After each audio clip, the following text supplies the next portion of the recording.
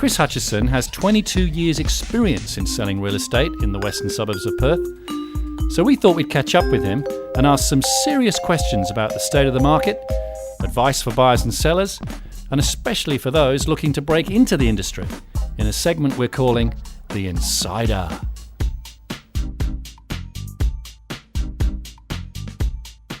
At the time that I entered real estate, I was working at the ABC.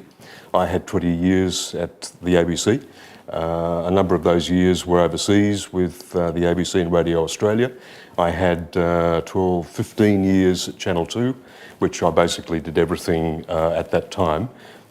So it was quite a career change, a life change from working in television to being in real estate. I think initially I wanted to make a move. I'd done the same thing for a number of years, been with the same organisation for a number of years, had a great time, did all the sorts of things that I wanted to do and never thought I'd ever do. And I just felt that it was time to move on. What attracted me to real estate was the experiences that I started to have with friends who are in real estate. It is and was and always will be a people business, and I found that I could relate to people. Yes, it was hard at first. One had to move one's thinking from an artistic base, I guess, to a more commercial base. One had to be more responsive to clients, which one really didn't have before. So there were challenges. I think they were good ones. I grew through the experience. The first property I sold was in Ankertel Street in Kensington. I always remember it because it was a private seller who traditionally people find very hard to deal with, but the lady took a shine to me. I was very lucky and we managed to sell that in the first week. There were surprises, as one would expect. I think one of the surprises was how close you get to your clients, how responsive they are to your empathy, how important it is to listen to your clients, and often the real estate is a means to an end. Often there's other things in the background, death, divorces, financial problems, transfers overseas.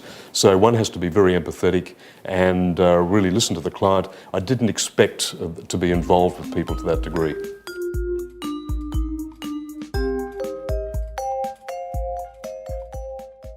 I'd think at the moment very carefully about it. I'm saying that judging what's happening currently in the world.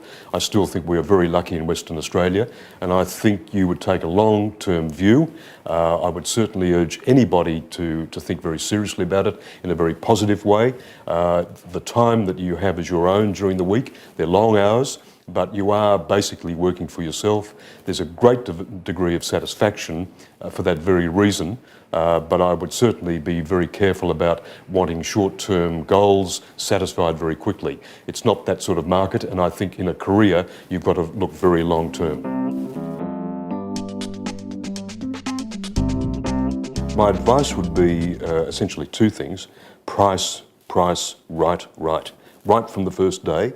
Secondly, be prepared for a longer selling period. My advice to them is to do it. Don't procrastinate.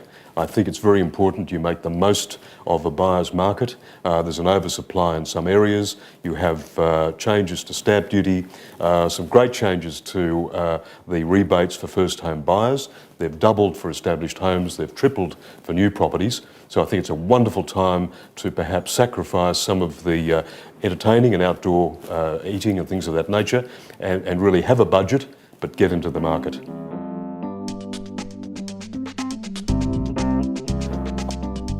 I think the truism that's always there is that you need to be in the market. I think it's important that once you're comfortable, you've got a budget, you've got cash flow coming in from good employment, that you must be in the market. Staying out of the market is not the thing to do, and I think it's making most of the opportunities.